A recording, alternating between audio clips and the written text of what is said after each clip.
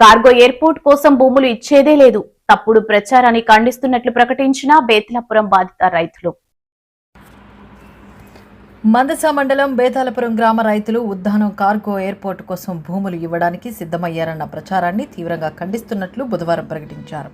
ఈ ప్రచారం పూర్తిగా అవాస్తవమని తెలిపారు. గత 20 నెలలుగా కార్గో ఎయిర్పోర్ట్ నిర్మాణాన్ని వ్యతిరేకిస్తూ తమ నిరసన కొనసాగుతుందన్నారు.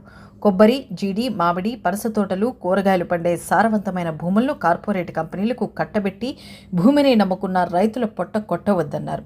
రైతుల జీవనాధారమైన భూములను కాపాడాలని, అవసరమైతే గ్రామాలకు దూరంగా ఉన్న ప్రభుత్వ భూముల్లోనే ప్రాజెక్టు ఏర్పాటు చేయాలని డిమాండ్ చేశారు.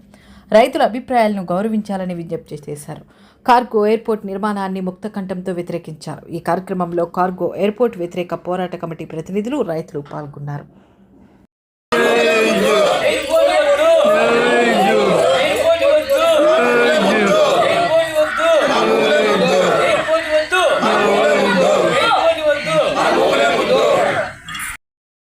పలాస నియోజకవర్గ ప్రజలకు నమస్కారం. పలాస ప్రజావాణి యూట్యూబ్ న్యూస్ ఛానల్ కు స్వాగతం. పలాస నియోజకవర్గంలో తాజా వార్తలు, ప్రజా సమస్యలు, రాజకీయాలు, విద్యా, ఉద్యోగాలు, అభివృద్ధి అంశాలను మీ ముందుకు తీసుకువచ్చే ప్రయత్నం చేస్తున్నాము.